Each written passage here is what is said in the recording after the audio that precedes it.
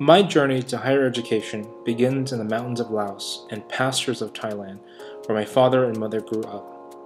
Although I wasn't born in either country, the essence of my existence and the passion with which I pursue higher education stems from their lived experiences and stories of war, famine, and death.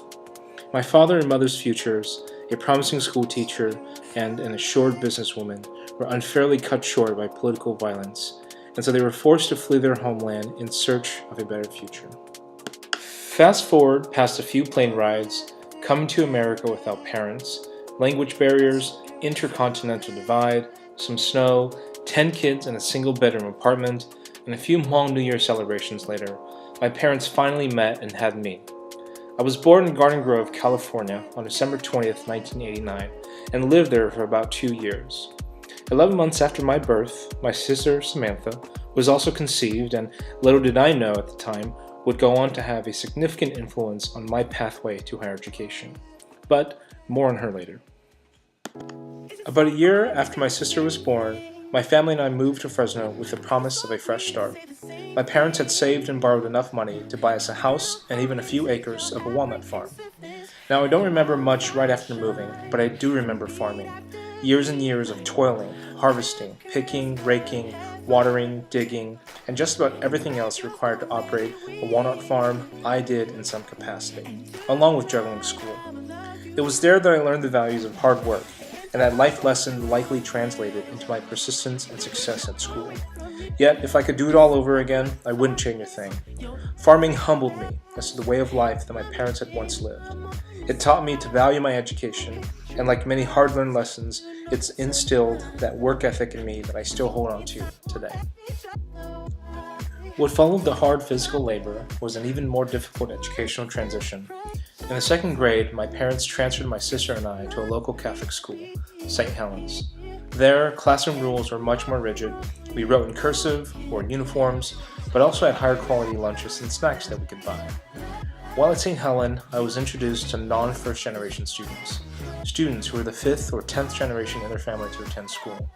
I was exposed to predominantly white kids, prayed for the first time, had my first star taken away as a consequence for hustling baseball cards from the class issue Sports Illustrated, and for the first time faced an identity crisis. Who was I, and how did I fit in all of this? Long story short, that question was never answered, at least not then. After the 3rd grade, I moved back to public school and finished 6th grade uneventfully. When I reflect back to my elementary school experiences, it really was those 2 short years spent at St. Helen that had the most educational impact on me. It was because of the foresight and vision of my parents that my experiences at St. Helen would lead me to be accepted to the local magnet middle school, Computech, and then sister high school, Edison. Middle school and high school were mostly uneventful as well, with the exception of 2 major life-changing events. One, that I met my girlfriend Pizzelle, who I'm still with 10 years later, and 2, that I joined speech and debate. Few high school classes have impressed me as much as speech and debate. Sadly, I only took the class 1 year my senior year, but that experience alone was enough to inspire me in so many ways. I performed original speeches for the first time, debated other very intelligent high school students, and took my first unofficial college tour to UOP during a tournament. Towards the end of the year, I qualified for the state tournament for my speech and had to pass up on my girlfriend's prom just to attend. Anne Mullen writes in Degrees of Inequality that when students from low-income, first-generation backgrounds are surrounded by higher-income, higher-achieving students, that rubs off, and I highly believe it. While I didn't attend a prestigious university, many of my debate classmates did, and went on to colleges like Stanford, Harvard, Brown, UPenn, and MIT. When I think back to what could have been, yes, I wish I could have gone as well, but I'm much more grateful because look where I am now, with all of you wonderful people. Now this is where my sister Samantha makes her way back into my narrative. While I consider myself a high-achieving student, I wasn't highly aware. I knew very little to nothing about college or financial aid, and was never pulled aside by a counselor to have this meaningful conversation. So naturally, I followed my favorite sibling, by now I have 3 others, wherever she decided to go. At first it was Fresno City College, but the scene was not right for her, so it wasn't right for me either. Ultimately, she decided on Fresno State, and I just followed because again, I had no idea what was next. While in college, my two most eventful experiences were joining the International Business Association and working for the Fresno City College Upward Bound program. With the former, I met many bright, talented international students, took field trips to explore international businesses that produce maps, toys, audio equipment, WD-40, and even went to Vegas for the first time. I eventually went on to hold my first leadership position and subsequent others within that club, experiences that allowed me to begin practicing leadership. However, the most relevant involvement was getting to work with the Upward Bound program at Fresno City College as a tutor during my sophomore year, the same organization I now run today.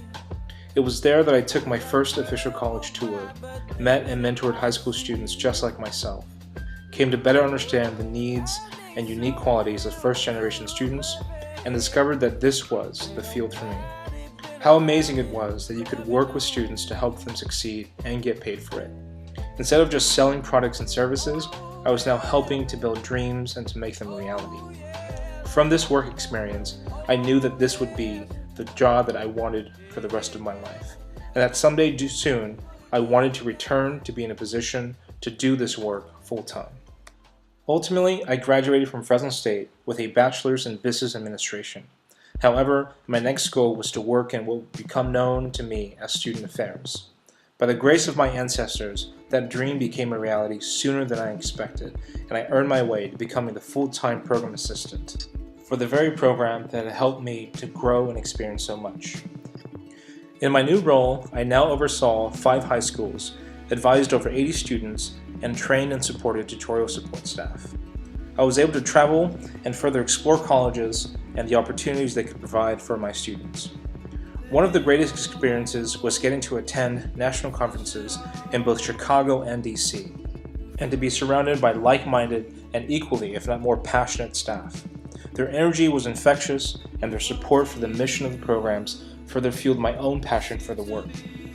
I learned about famous trio alumni like Oprah and John Quinones, and more importantly, heard success stories from alumni that moved me to tears.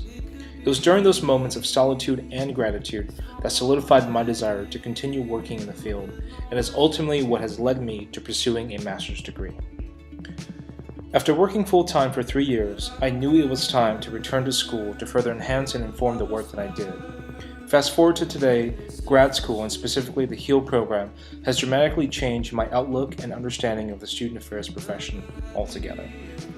My practice has been more deeply informed by things like critical race theory, minority-serving institutions, and APESEs, and I now better see the value in research and learning communities that strive to enhance and build inclusivity.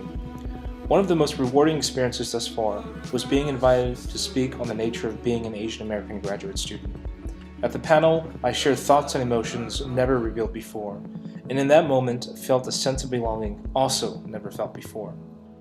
I'm convinced now that as I progress in my education and professional work, building that network and sense of belonging is what I strive to achieve within the organizations I will work for. Because at the end of the day, there will always be strength in numbers.